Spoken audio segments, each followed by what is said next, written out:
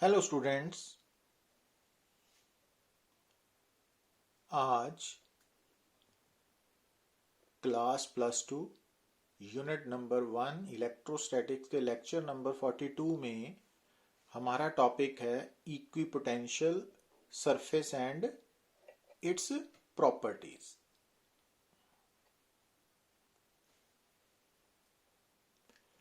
तो सबसे पहले अगर बात करें व्हाट इज इक्विपोटेंशियल सरफेस, तो देखिए कि जब हमने इलेक्ट्रिक फील्ड के कंसेप्ट को इंट्रोड्यूस किया था तो मैंने बताया था अभी एक्चुअली इलेक्ट्रिक फील्ड एक स्पेस है और स्पेस कलेक्शन ऑफ पॉइंट्स है।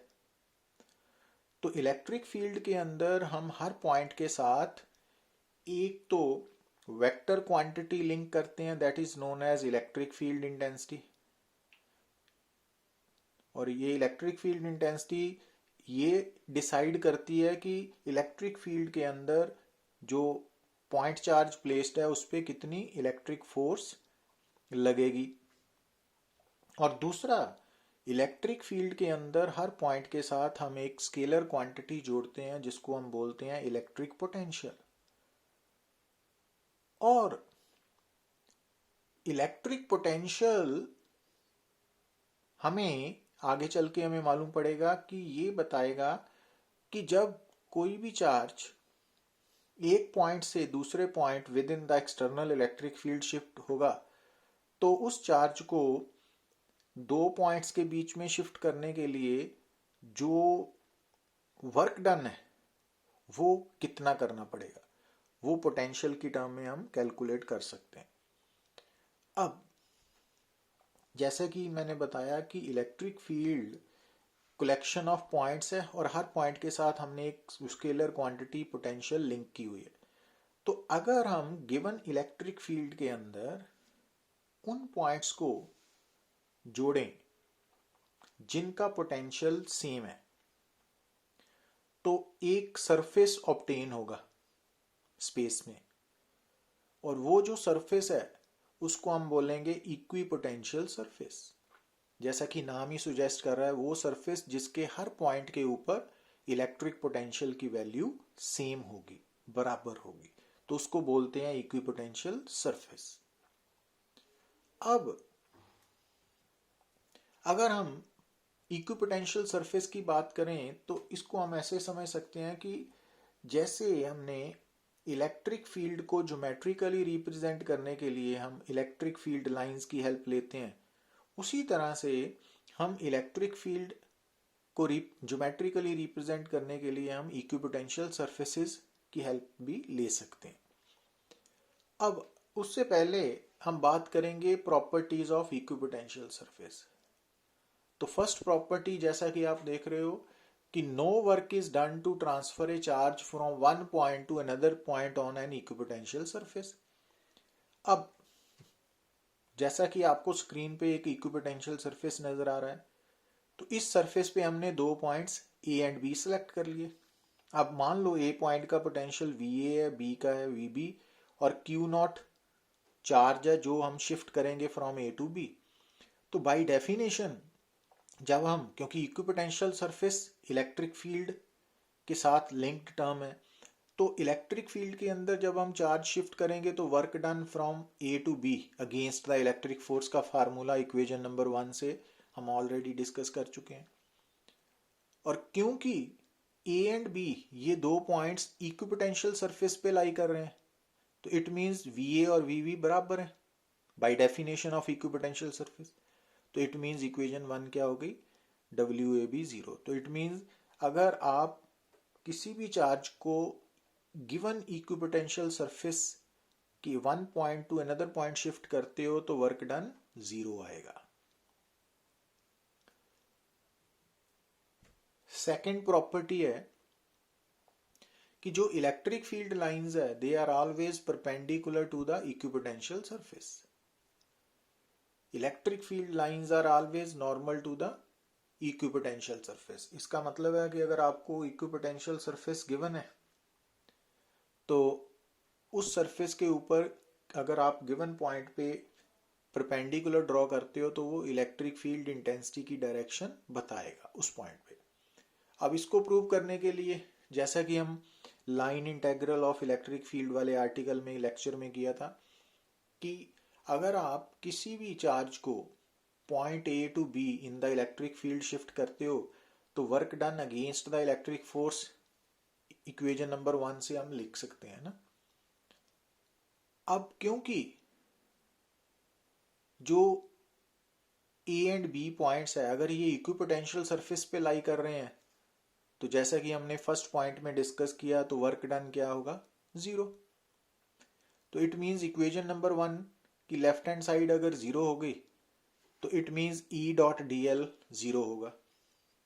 अब क्योंकि ई वेक्टर का मैग्नीट्यूड 0 नहीं हो सकता क्योंकि इक्विपोटेंशियल सरफेस इलेक्ट्रिक फील्ड में एग्जिस्ट कर रहा है और पार्टिकल को हमने अपनी तरफ से आर्बिट्रेरी डिस्प्लेस किया तो डी एल वैक्टर का मैग्नीट्यूड भी 0 नहीं होगा। तो it means E dot D L 0 होगा तो दोनों के बीच में एंगल 90 डिग्री होना जरूरी है। तो E vector is perpendicular to D L vector. तो ये प्रूव कर रहा है कि electric field intensity equipotential surface के परपेंडिकुलर होगी क्योंकि जो डी एल वैक्टर है वो इक्विपोटेंशियल सरफेस के ऊपर अलोंग द टेंजेंट है। तो ये इंपॉर्टेंट पॉइंट्स है। अब जैसा कि हमने सेकंड पॉइंट में बताया कि equipotential surface electric field intensity के हमेशा परपेंडिकुलर होगा एंड वाइस वर्सा। तो दूसरी बात, जब हम किसी भी इलेक्ट्रिक फील्ड को इक्विपोटेंशियल सरफेसेस की टर्म में डिनोट करते हैं तो 2, 3, 4 इक्विपोटेंशियल सरफेसेस हम कंसिडर करते हैं। और दूसरी ये बात है कि जितने भी इक्विपोटेंशियल सरफेसेस हम ड्रॉ करेंगे तो एडजेसेंट सरफेसेस के बीच में हम प्रेफर करते हैं कि जो पोटेंशियल डिफरेंस है वो सेम रहे, इक्वल रहे। अब जैसा कि आप यहाँ पे देख रहे हो कि ये प्लस क्यू हमारा पॉइंट चार्ज है। अब प्लस क्यू पॉइंट चार्ज के कारण इसके अराउंड क्या पैदा हो गया, इलेक्ट्रिक फील्ड। अब इस इलेक्ट्रिक पॉइंट चार्ज के इलेक्ट्रिक फील्ड को रिप्रेजेंट करने के लिए ये हमने एरो के साथ क्या ड्रॉ किया, इलेक्ट्रिक फील्ड लाइंस। तो स्ट्रेट लाइंस है। अब ये आपको जो ग्रीन और रेड कलर के स्फीयर्स स्पेस में नजर आएंगे तो एक्चुअली क्योंकि जो पॉइंट चार्ज है वो इन कॉन्सेंट्रिक स्फीयर्स के सेंटर पे है तो जो ग्रीन वाला स्फीयर है उसके सरफेस के ऊपर जितने भी पॉइंट्स हैं उन सब पॉइंट्स की पॉइंट चार्ज से दूरी सेम होने के कारण, आर सेम होने के कारण, जो ये ग्रीन वाला स्फीयर है इसके सरफेस के ऊपर हर पॉइंट पे पोटेंशियल सेम होगा और उसको हमने मान लिया है V1। और इसी तरह रेड स्फीयर के ऊपर भी सेम पोटेंशियल होगा बट वो डिफरेंट होगा, V2 मान लिया।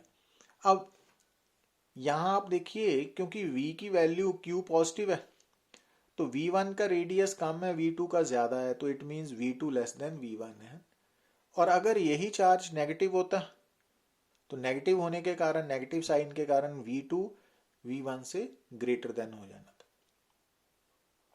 और ये डायरेक्शंस इनवर्ड होनी थी। और यहाँ पे आप नोट कर रहे हो कि ये ग्रीन वाला है, ग्रीन क्या है, इक्विपोटेंशियल सरफेस है और ये लाइन इंटेंसिटी है तो ये एक दूसरे के परपेंडिकुलर है ना। तो इक्विपोटेंशियल सरफेस के इलेक्ट्रिक फील्ड लाइंस हमेशा परपेंडिकुलर होंगी।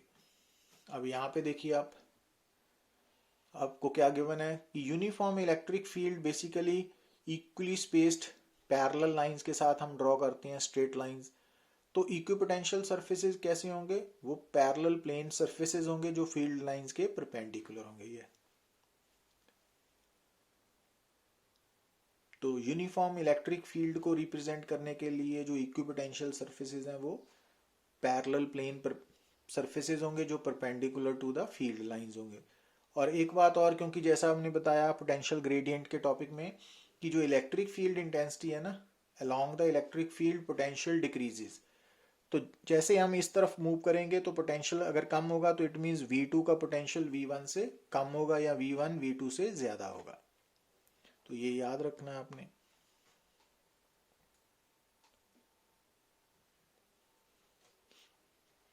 अब थर्ड प्रॉपर्टी है work done to shift a charge from one equipotential surface to another equipotential surface is non-zero। अब यहाँ पे देखिए कि ये ग्रीन एंड रेड जो कॉन्सेंट्रिक स्फीयर्स हैं, ये इक्विपोटेंशियल सरफेसेस हैं किसके? Electric field due two point charge के। अब अगर आप किसी भी चार्ज को ग्रीन इक्विपोटेंशियल सरफेस से रेड इक्विपोटेंशियल सरफेस पे शिफ्ट करोगे एंड वाइस वर्सा, तो वर्क डन जीरो नहीं होगा, क्योंकि दोनों इक्विपोटेंशियल सरफेसेस का पोटेंशियल डिफरेंट है, V2 V1 बराबर नहीं है। हाँ, अगर आप फर्स्ट पॉइंट में क्या था कि अगर आप किसी एक इक्विपोटेंशियल सरफेस के ऊपर one two another point charge को शिफ्ट करोगे तो वर्क डन जीरो होगा, पर यहाँ पे अगर आप एक इक्विपोटेंशियल सरफेस से दूसरे इक्विपोटेंशियल सरफेस पे चार्ज को शिफ्ट करोगे तो वर्क डन जीरो नहीं होगा। Got it? अब कि जैसा हमने इलेक्ट्रिक फील्ड लाइंस के बारे में बताया था कि no two lines can intersect each other, उसी तरह no two equipotential surfaces can cross और टच ईच अदर और इंटरसेक्ट ईच अदर। क्यों? क्योंकि अगर मान लीजिए वो एक दूसरे को इंटरसेक्ट कर रहे हैं तो दो डिफरेंट इक्विपोटेंशियल सरफेस होने के कारण जो लाइन ऑफ इंटरसेक्शन है या पॉइंट ऑफ इंटरसेक्शन है, वहां पे दो एक ही पॉइंट पे दो डिफरेंट वैल्यूज होंगी इलेक्ट्रिक पोटेंशियल की, वो पॉसिबल नहीं है। अब ये बात भी आपने याद रखनी है कि अगर आपके सामने इक्विपोटेंशियल सरफेसेस गिवन है और जो एडजेसेंट इक्विपोटेंशियल सरफेसेस हैं उनके बीच में पोटेंशियल डिफरेंस सेम है, इक्वल है, कांस्टेंट है। जैसे यहां देख रहे हो आप, तीन इक्विपोटेंशियल सरफेसेस नजर आ रहे हैं। अब जो फर्स्ट और सेकंड के बीच में पोटेंशियल डिफरेंस है V1 माइनस V2, और सेकंड और थर्ड के बीच में जो पोटेंशियल डिफरेंस है वो बराबर है ना। तो उस केस में अगर dV कांस्टेंट है तो E की value inversely proportional to dr है। अब dr क्या है? दो इक्विपोटेंशियल सरफेसेस के बीच में दूरी। तो अब क्योंकि V1 और V2 के बीच में जो दूरी है, डिस्टेंस है, वो ज्यादा है और 2 और 3 के बीच में डिस्टेंस कम है, तो इट मींस जो इंटेंसिटी है वो E2 पे ज्यादा होगी, E1 पे कम होगी। तो अगर एडजेसेंट इक्विपोटेंशियल सरफेसेस के बीच में पोटेंशियल डिफरेंस इक्वल है तो जहां पे इक्विपोटेंशियल सरफेसेस क्राउडेड होंगे उस पॉइंट पे इंटेंसिटी ज्यादा होगी और जहां पे वाइडली स्पेस्ड होंगे वहां पे कम होगी। ये बात आपको याद रखनी। Thank you.